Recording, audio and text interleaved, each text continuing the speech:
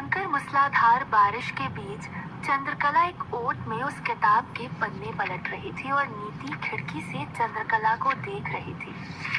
हर पन्ने को पलटने के साथ बारिश और बिजली का गड़गड़ाना तेज हो रहा था। आखिर चंद्रकला एक पन्ने पर आकर रुक गई। उस पन्ने पर उस समस्या का समाधान लिखा था। समाधान देखकर चंद्रकला के होश उड़ गए।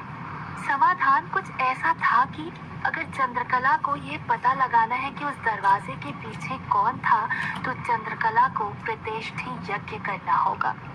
पन्ने पे आगे प्रतिष्ठि यज्ञ के बारे में लिखा हुआ था कि ये यज्ञ शमशान भूमि में किया जाता है और इस यज्ञ के माध्यम से आसपास की किसी ऐसी आत्मा को बुलाया जाता है जिसमें कुछ अच्छी और कुछ बुरी दोनों शक्तियां होती हैं। वो आत्मा आती है और उस समस्या का समाधान उस यज्ञ की अग्नि में दिखा देती है। चंद्रकला अब सोचने पर मजबूर हो गई थी कि कहीं उसने इस किताब को बाहर निकालकर कोई बहुत बड़ी भूल तो नहीं कर दी, क्योंकि पहले तो इस किताब को बाहर निकालना और अब प्रतिष्ठि यज्ञ, ये तो साफ तौर पर मुसीबत को न्योता देना था। पर चंद्रकला हवेली के लोगों को और छाया को ऐसे मरते हुए भी तो नहीं छोड़ सकती थी, और उसके लिए दरवाजे के पीछे की आत्मा का पता लगाना बहुत जरूरी था। और इसका सिर्फ एकमात्र ही समाधान था, प्रतिष्ठि यज्ञ। चंद्रकला ने ये निश्चय कर लिया था कि वो प्रतिष्ठि यज्ञ करेगी, चाहे इसका कुछ भी परिणाम क्यों न हो। उसने उस किताब को अपने दुपट्टे में छुपाया और अंदर की तरफ चल दी। नीति चंद्रकला को आता हुआ देख जल्दी से जाकर अपने बिस्तर पर सो गई। चंद्रकला अंदर आई। एक एक करके उसने बहुत सारी यज्ञ की सामग्री इकट्ठी करी और एक झोले में डाली और घर से निकलने ही वाली थी कि उसे नीति का ख्याल आया।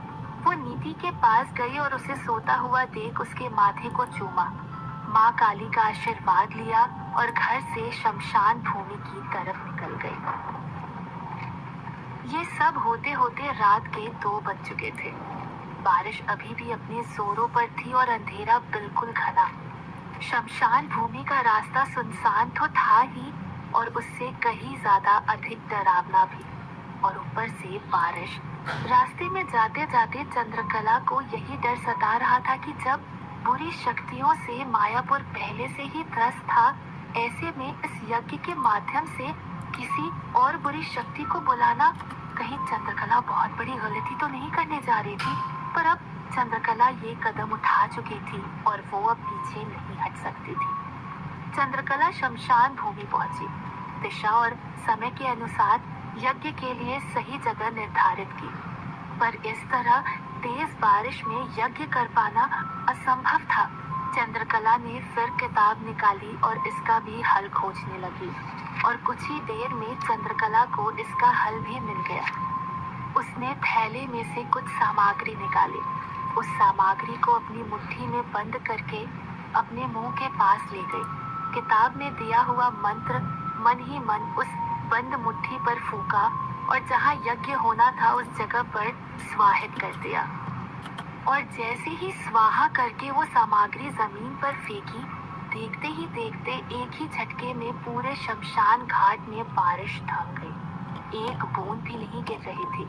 वहाँ का मंजर कुछ ऐसा था कि शमशान के बाहर अखंड तेज बारिश हो रही थी और शमशान के अंदर एकदम सूखा। चंद्रकला ये सब तंत्र विद्याएं अपना तो रही थी, पर ये भी जानती थी कि इस तरह प्रकृति के खिलाफ जाने का परिणाम सही नहीं होगा। अब चंद्रकला किसी भी परिणाम के लिए तैयार थी। चंद्रकला ने अब बिल्कुल देरी ना करते हुए यज्ञ की तैयारी शुरू कर दी। हवन कुंड बना लिया और सारी सामग्री आस-पास रख ली, और जैसे जैसे किताब में लिखा था वैसे वैसे यज्ञ करना आरंभ कर दिया। चंद्रकला ने मंत्र उच्चारित करना शुरू किया। ओम ह्रीं क्लीं कंकाल कपालिनी। और जैसे ही सामग्री स्वाहा के साथ हवन कुंड में स्वाहित की, हवन कुंड से आग की ऐसी लपटें उठी कि पूरा शमशान घाट रोशन हो गया, और लगा जैसे तीनों लोगों में पता चल गया हो कि प्रतिष्ठि यज्ञ शुरू हो गया है। बारिश अब तूफान में बदल गई थी। बिजलियों की तेज गड़गड़ाहट गांव वालों के मन में डर पैदा कर रही थी, पर गांव वाले तो इस बात से बिल्कुल अनजान थे कि आखिर ये हो क्या रहा था। चंद्रकला प्रतिष्ठा यज्ञ से ऐसे ही नहीं डर रही थी। जैसे जैसे प्रतिष्ठा यज्ञ आगे बढ़ रहा था, उसका असर दिखना शुरू हो गया। अंगुना की दुनिया में तो जैसे हाहाकार मच गया था। काले साए जैसे डर के मारे हवाओं में इधर से उधर फड़फड़ा रहे थे और त्राहिमाम कर रहे थे। उनकी शक्तियां कम होती जा रही थी। चारों तरफ चील और कौवों की तेज आवाजें कानों को डस रही थी। अंगुना का गुस्सा एकदम चरम पर था। वो गुस्से में इधर उधर टहल रही थी। चंद्रकला, चंद्रकला, चंद्रकला, आखिर तुम ऐसा क्यों कर रही हो? अंगुना अपनी डरावनी आवाज में गुस्से में चिल्लाई। तब तक कटीली उड़ती हुई अंगुना के पास आई और कहने लगी, अंगुना, कुछ करो, हमारी शक्तियां समाप्त हो रही हैं। कुछ काले साए तो भस्म होते जा रहे हैं। कटीली ने वही सब बताया जो अंगुना भी देख पा रही थी। और तो और सरपंच माधव को भी होश आने लगा है। अगर ऐसा ही कुछ देर और चला तो माधव को पूरी तरह होश आ जाएगा और हमारे अंदर इतनी शक्तियां नहीं बचेंगी कि हम उसे रोक पाए। कुछ करो अंगुना, कुछ करो। इन बातों ने अंगुना को भी चिंतित कर दिया था। अगर माधव भी चला गया तो अनर्थ हो जाएगा, क्योंकि एक माधव ही था जिससे उनकी खोई शक्तियां वापस लौट सकती थी। कटीली, जाओ जाकर पता लगाओ कि आखिर चंद्रकला ऐसा कर क्यों रही है। अंगुना की बात से कटीली चिंतित हो गई। नहीं अंगुना, जब प्रतिष्ठा यज्ञ का असर धरती लोक से इतनी दूर तक हो रहा है तो वहाँ जाकर मैं तो भस्म ही हो जाऊंगी। कटीली ने अपनी चिंता जाहिर की। नहीं कटीली, ऐसा कुछ नहीं होगा। तुम्हें और मुझे कुछ ऐसी शक्तियाँ प्राप्त हैं कि हम इतनी आसानी से भस्म नहीं होंगे। अब तुम देरी ना करो और तुरंत जाओ। कटीली को अंगुना पर पूरा विश्वास था। वो तुरंत वहाँ से शमशान घाट के लिए निकल गई। शमशान में प्रतिष्ठा यज्ञ जोरों शोरों पर था। ओम ह्रीं क्लीं कंकाल कपालिनी मंत्र का जाप हवाओं में चारों तरफ गूंज रहा था और इसका असर सिर्फ अंगुना की दुनिया पर ही नहीं हो रहा था, बल्कि हर तरफ हो रहा था। हवेली में जहाँ कुछ देर पहले बिल्कुल शांति पसर गई थी, दरवाजे के पीछे की आवाजें बिल्कुल बंद हो गई थी।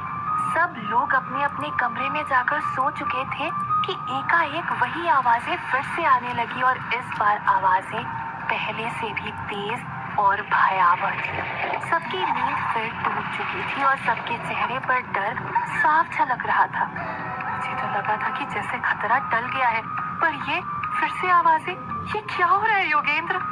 चिंतित नंदिनी ने योगेंद्र से कहा, पर योगेंद्र भी क्या जवाब देता। वो तो खुद डरा हुआ था और कुछ भी नहीं जानता था। पर आखिर यामिनी चंद्रकला को बता क्यों नहीं देती कि उस दरवाजे के पीछे कौन है, क्या है? नंदिनी ने इस बार कुछ चिढ़कर बोला, पर जब नहीं बता रही है तो शायद कुछ सोच समझ कर ही कर रही होगी। योगेंद्र ने यामिनी का बचाव करते हुए कहा, क्या आपको पता है उस दरवाजे के पीछे कौन है और क्या हुआ था उस कमरे में? नंदिनी ने योगेंद्र से पूछा। मुझे कैसे पता होगा, मैं तो खुद इतने सालों बाद मायापुर आया हूँ। योगेंद्र ने तुरंत नंदिनी की बात को काट दिया, पर जिस तरह नंदिनी के पूछने पर योगेंद्र के चेहरे पर जो डर दिखा था, उससे ये तो साफ हो गया था कि उस कमरे के अंदर कुछ न कुछ तो ऐसा रहस्य है जो यामिनी और योगेंद्र सबसे छुपा रहे हैं। कटीली भी शमशान भूमि तक पहुंच गई थी। तेज बारिश के बीचों बीच हो रहे इस यज्ञ को देखकर कटीली की आंखें फटी की फटी रह गई थी। ऐसा मंजर वो बरसों बाद देख रही थी, पर यज्ञ की गर्मी और चंद्रकला के मंत्रोच्चार ओम ह्रीं क्लीं कंकाल कपालिनी स्वाहा कटीली के लिए असहनीय होते जा रहे थे। अंगुना के कहे अनुसार वो भस्म तो नहीं हो रही थी, पर वो ज्यादा देर तक रह भी नहीं पा रही थी और आखिरकार उसे वहां से जाना पड़ा। प्रतिष्ठा यज्ञ का असर सिर्फ हवेली और कटीली पर ही नहीं, बल्कि नीति पर भी हो रहा था। नीति गहरी नींद में सोई हुई थी। एकाएक उसे कुछ झटके महसूस होने लगे। उसकी सांसें तेज होने लगी, बेचैनी बढ़ने लगी और माथे पर पसीना बहने लगा। और चंद्रकला इन सबसे अनजान यज्ञ किए जा रही थी। वो ये यज्ञ कर तो रही थी हवेली में लोगों की भलाई के लिए, पर कहीं इस भलाई में उसकी नीति के साथ कुछ गलत ना हो जाए। और यहाँ यज्ञ अपने चरम पर था। शमशान में अब यज्ञ की रोशनी इतनी तेज हो गई थी कि लग रहा था जैसे बारिश के बीचों बीच पूरा शमशान जल रहा था। तभी एकाएक चारों तरफ बादलों की गड़गड़ाहट हुई और बहुत सारी बिजलियां एक साथ चमकी। चंद्रकला ये मंजर देखकर समझ गई कि आखिर वो घड़ी आ ही गई है जिसका चंद्रकला को इंतजार था, जिसके लिए वो ये सब जतन कर रही थी। और चंद्रकला ने अपना मंत्रोच्चार और तेज कर दिया। ओम ह्रीं क्लीं कंकाल कपालिनी स्वाहा, ओम ह्रीं क्लीं कंकाल कपालिनी स्वाहा। तभी कहीं दूर किसी के पैरों की सरसराहट महसूस हुई। हालांकि चंद्रकला से इन पैरों की दूरी बहुत ज्यादा थी, पर चंद्रकला ने इस आहट को महसूस कर लिया था। उसे आभास हो गया था कि कुछ ही पल में वो आत्मा वहां पहुंच जाएगी। धीरे धीरे वो आत्मा शमशान की तरफ बढ़ रही थी और जैसे जैसे वो शमशान की तरफ बढ़ रही थी, मौसम का मिजाज भी बदल रहा था। हवाएं और तेज बहने लगी थी। तेज बारिश, हवाएं और कुत्तों के रोने की आवाजें माहौल को और भी डरावना बना रहे थे। आखिरकार आत्मा चलते हुए शमशान के दरवाजे तक पहुंच चुकी थी। चंद्रकला का ध्यान उस तरफ गया जरूर था, पर बारिश की वजह से एक धुंध सा छाया हुआ था, जिससे चंद्रकला को कुछ साफ दिखाई नहीं दिया था। चंद्रकला उसकी तरफ ध्यान न देते हुए अपने यज्ञ में ध्यान लगाने लगी और मंत्रोच्चार और जोर जोर से बोलने लगी। ओम ह्रीं क्लीं कंकाल कपालिनी स्वाहा। पलक झपकते ही वो आत्मा चंद्रकला के सामने पहुंच गई। अब उनके बीच में सिर्फ यज्ञ की अग्नि की दीवार थी। चंद्रकला ने आखिरी स्वाहा किया और आसमान की तरफ तेज अग्नि की लपटें उठी। उन अग्नि की लपटों के बीच चंद्रकला को कुछ ऐसा दिखाई दिया कि उसके पैरों के नीचे की जमीन खिसक गई। उसे अपनी आंखों पर विश्वास नहीं हुआ। विश्वास हुआ नहीं, या शायद वो विश्वास नहीं करना चाहती थी। आग की लपटों के बीच उसने देखा कि सामने कोई और नहीं बल्कि उसकी बेटी नीति थी। और चंद्रकला के लिए ये स्वीकार करना असंभव हो रहा था। वो ये मानने के लिए तैयार ही नहीं थी कि उसके सामने उसकी नीति बैठी हुई थी, क्योंकि आज तक उसने सिर्फ यही माना था कि नीति में सिर्फ और सिर्फ अच्छी शक्तियां ही थी। पर प्रतिष्ठित यज्ञ में तो उस आत्मा को आना था जिसमें अच्छी और बुरी दोनों शक्तियां हो। फिर यहाँ नीति कैसे आ गई? तो क्या सच यही था जो चंद्रकला नहीं स्वीकार करना चाह रही थी कि नीति के अंदर अच्छी और बुरी दोनों शक्तियां थी? चंद्रकला नीति की तरफ देखने लगी। नीति के चेहरे पर वो मासूमियत नहीं दिख रही थी, बल्कि उसका चेहरा डरावना लग रहा था। वो नीति जो हमेशा बालों में छोटी सी चोटी रखा करती थी, वो बाल आज खुले हुए थे और तेज हवाओं में उड़ रहे थे। वो आंखें जिनमें हमेशा एक खुशी तैरती थी, वो आंखें आज खून से लथपथ थी। चंद्रकला खुद से कहने लगी कि नहीं, ये मेरी नीति नहीं हो सकती। पर जब वो पीछे की कड़ियां जोड़ने लगी तो उसे विश्वास होने लगा था कि शायद यही सच है कि कैसे उस दिन जब उसने नीति को प्रसाद दिया तो काली माँ की अखंड जोत बुझ गई, और जब नीति मंदिर की घंटी मंदिर में रखने गई तो कैसे उसे बिजली का झटका सा लगा था। चंद्रकला यही सब सोच रही थी कि नीति ने अपना हाथ सामग्री की तरफ बढ़ाया और हवन कुंड में झटके से स्वाहित किया। जैसे ही सामग्री हवन कुंड में जाके गिरी, वैसे ही हवन कुंड से अग्नि की लपटें ऊपर जाने के बजाय चारों तरफ फैल गई और चंद्रकला के चेहरे तक जा पहुंची। एकदम से लपटें आने से चंद्रकला डर गई और दोनों हाथों से उसने अपना चेहरा छुपाया। आग की लपटें शांत हुई तो उसने दोनों हाथों को धीरे धीरे नीचे किया और उसकी नजर हवन कुंड की अग्नि की तरफ गई। उस अग्नि में अब एक चेहरा दिखाई देना शुरू हुआ। पहले तो वो चेहरा साफ नहीं दिखाई दे रहा था, पर धीरे धीरे चेहरा साफ होने लगा था और कुछ देर में वो चेहरा बिल्कुल सामने था, एकदम आईने के जैसा साफ दिख रहा था। चंद्रकला इस चेहरे को देखकर भी बिल्कुल चौंक गई थी। वो ये समझ नहीं पा रही थी आखिर ये हो क्या रहा था? एक ही दिन में कितनी अनहोनी होनी बाकी है। पहले उस किताब को खोद कर निकालना, फिर प्रतिष्ठित यज्ञ करना, उसमें नीति का आना, और अब मालती दीदी।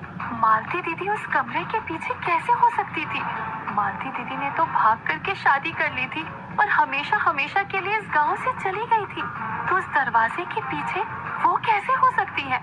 या सच कुछ और ही है जो चंद्रकला नहीं जानती थी? आखिर कौन है फिर ये मालती? और क्या नीति के अंदर सच में अच्छी और बुरी शक्तियां दोनों हैं?